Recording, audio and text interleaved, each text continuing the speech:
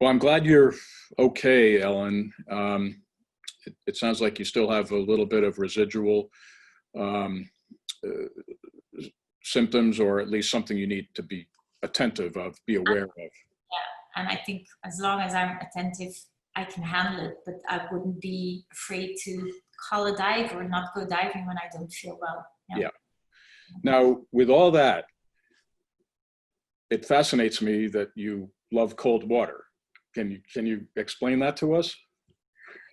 I think when I got bent and didn't feel well after that and became more a snorkeler, so first I went to Hawaii and I really loved being in this snorkeling zone with dolphins, bigger animals. I went to the Belugas in Churchill, which was cold. The reason that I love the cold is actually maybe because I had to use my brain. So I was just having a few awards when I got bent, and my voice was a bit louder in the conservation area. And I was thinking, how can I make a difference? You can't make a difference with doing the same thing everybody does, which is blue, tropical water that everybody loves to be in. So I went to Churchill, which was a bit colder, and I loved it. The darkness, it's a different mindset. So you have to think more as an animal instead of observe behavior, which you can see.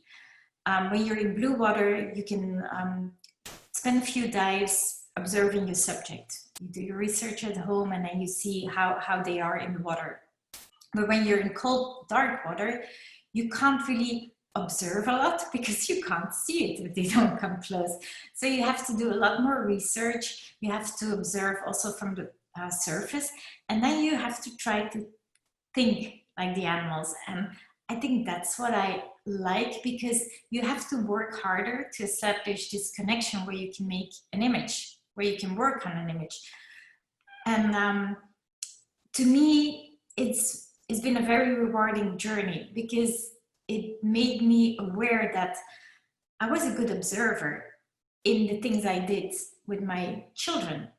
So I mentioned the autism, and some people say, "Oh, you're always mentioning autism." Yes, because it's part of my family. It's part of my life for so many years. It doesn't go away. I'm not saying they have issues. I'm just saying it's a part of their being. They're different, but they're amazing, and it's not because you don't see something that it's not there. So, but I have to mention it because when they were little, there were little things that happened during the day that I had to be aware of, because they could have consequences the same day, a day later, a week later, or a month later. So if I didn't observe, I couldn't analyze the situation and I couldn't help it. I couldn't be actually positively constructive in a solution. My children drawing me back to nature and having the experience with them and being a good observer really helped me with the animals. So this whole late in life mission and then getting bent and then going to extreme environments, it was actually all meant to be, I now think, because it's something I believe I'm really good at. I don't like to praise myself, but that's where I made the difference. And some people say, "Oh, I go to those destinations because of the images I saw, because of the stories you told. I'm interested. I didn't know about them." And that's actually what gives me a lot of satisfaction, or make it not satisfaction personally, but like I have a cause, I'm following a cause, or I have a goal. It's my life goal to maybe contribute in that way. And I do love the cold because that's where I could make the difference. And I That, went back and more cold and more cold. Yeah. yeah, well, that makes perfect sense. Now that you've explained it, I can visualize you with the polar bears and the seals. Yeah, it's like you're in this void. It's a solitude because there's you have the Arctic and you have Antarctica. Antarctica, if you know the places, you have a zillion penguins and you have lots of wildlife. But the Arctic is much harder to get the encounters, and it's part of getting in the zone, being prepared the whole time, and then when something happens and you can capture it, it really, yeah, it's really a nice feeling, and you know why you're in that cold environment. Even in the water, just waiting until everything comes together, and then you have that one image and you say, yeah, okay, that's why I do it. Yeah. Now, and you talk about preparation. There's a lot of preparation in that environment. Yes. Can you bring a little bit of that to light for us as far as the logistics and the gear and maybe the waiting? Yeah, for example, belugas. We all know belugas. Some people know them from aquaria, which is a different story. So I don't like see marine mammals in aquaria because of the sounds, and it's just cruel, it's torture, but I don't want to judge anybody. The reason I went to belugas was because I wanted to see them wild and free. And I saw a lot of photographers going to Russia, to the White Sea, I think. And I saw those images with eyes, and I was really like, oh, wow, this is beautiful. But then I found out it's in sea pen. So I was like, no, that's not wild and free.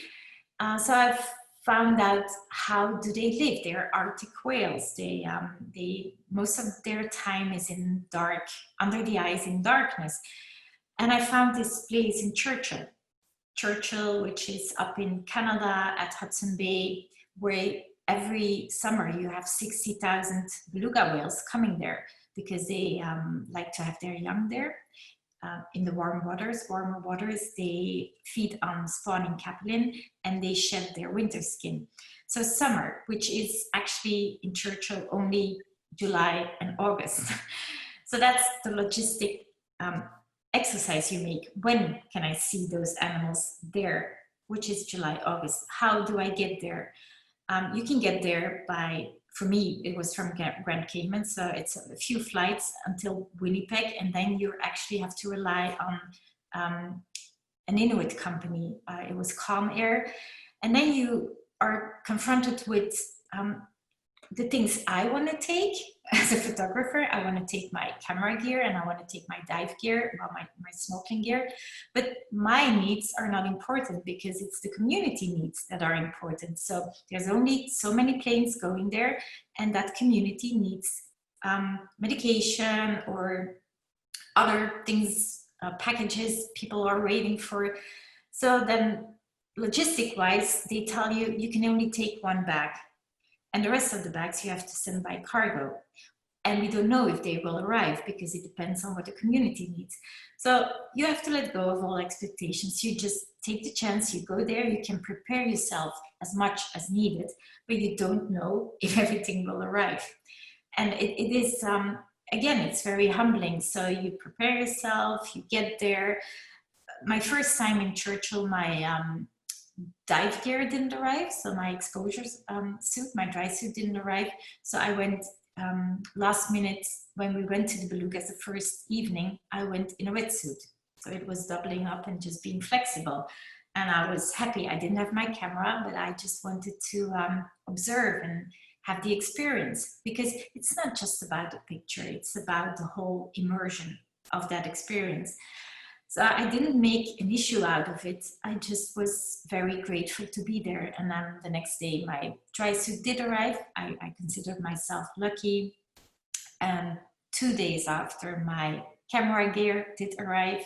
So I considered myself lucky. But that whole first trip, I was not able to take a picture because the conditions were very bad. Visibility was zero. And then the fog came in and we couldn't even get on Hudson Bay anymore because it was just not safe. So what did I do? Did I whine about it? No, it's not the most easy trip. You have to prepare yourself and get everything together. But I just decided I would go back the next year and try again.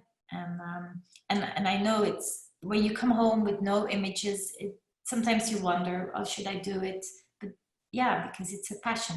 I wanted to go back, and I thought more about how can I deal with bad conditions, the conditions I saw. Maybe I should approach the animals differently. Maybe I should be more playful in the water and make them interested in me and made them come to me. And going back the next year, dealing again with the luggage issues and weather issues, the moments I had in the water, again, there was not a lot of visibility, and there were a lot of thermoclines that year, a lot of rain coming down, runoff from the rivers. But I got them interested in me, and the animals came to me, and I got the images I could only dream of. And I'm happy I went back, because 2 years later, you were not allowed anymore to go in the water with the belugas there.